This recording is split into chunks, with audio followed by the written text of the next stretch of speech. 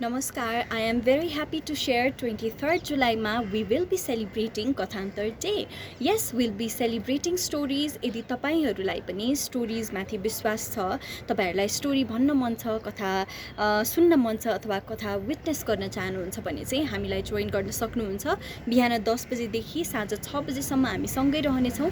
तीनवटा सेगमेन्ट रहेको छ हाम्रो विटनेसिङ स्टोरीज, फर्केर हेर्दा, सिटिङ विथ स्टोरीज अनि स्टोरी स्ल्याम विथ फ्रेन्ड्स।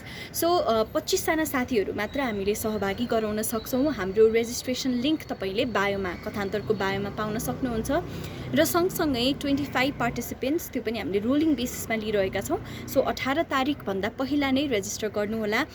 जो कोही तपाईहरुले पहिला पनि हाम्रो इभेन्टमा पार्टिसिपेट गरिसक्नु भएको छ भने एउटा इमेल तपाईहरुलाई गइसकेको छ। Do check that. र नयाँ साथीहरुले पनि हामीलाई रेजिस्ट्रेसन फर्म भरिसकेपछि सँगै जोडिन सक्नुहुन्छ। यदि तपाईहरु फिजिकली प्रेजेन्ट हुन सक्नु हुँदैन भने पनि देयर आर वेज कसरी तपाई हामीसँग सहभागी हुने भन्ने त्यो पनि हामीले पोस्ट मार्फत यो भन्दा अगाडिको पोस्ट मार्फत जानकारी गराइसकेका छौं।